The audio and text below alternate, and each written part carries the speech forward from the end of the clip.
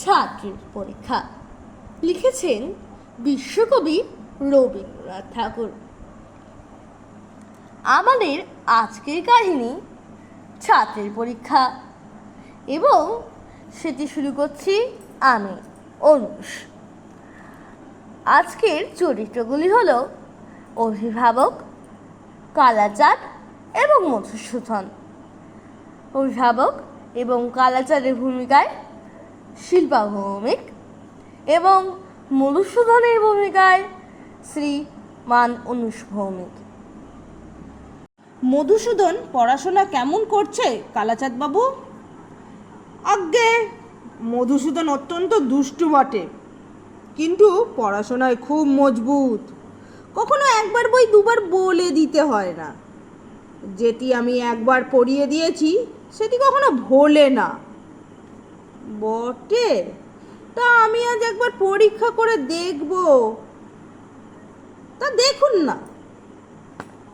কাল মাস্টার মশাই এমন মার মেরেছেন যে আজও পিঠ চড়চড় করছে। আজ এর শোধ তুলবই, ওকে আমি তাড়াবো।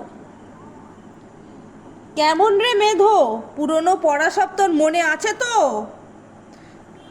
মাস্টার মশাই যা বলে দিয়েছেন তার সব মনে আছে। আচ্ছা, উদ্ভিদ কাকে বলে বল দেখি। যা মাটি ফুঁড়ে ওঠে। একটা উদাহরণ দে। কেঁচো। হ্যাঁ, কি বললি?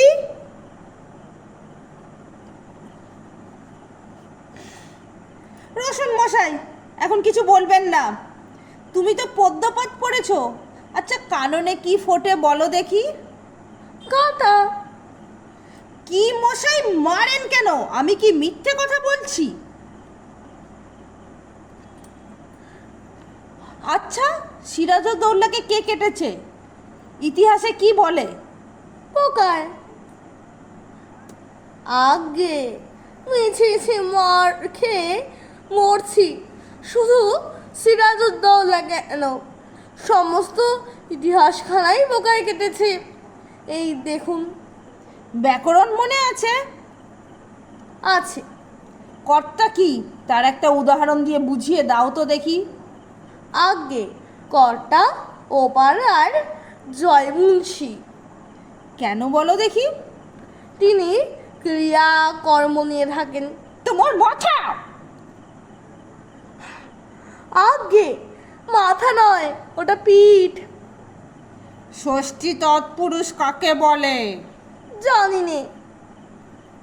ওটা বিলক্ষণ জানি, ওটা ষষ্ঠী তৎপুরুষ।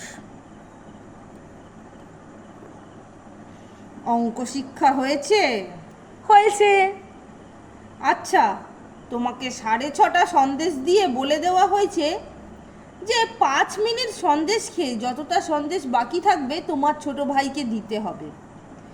একটা সন্দেশ খেতে তোমার 2 মিনিট লাগে। কটা সন্দেশ তুমি তোমার ভাইকে দেবে? আমি জানি না। মজা হচ্ছে।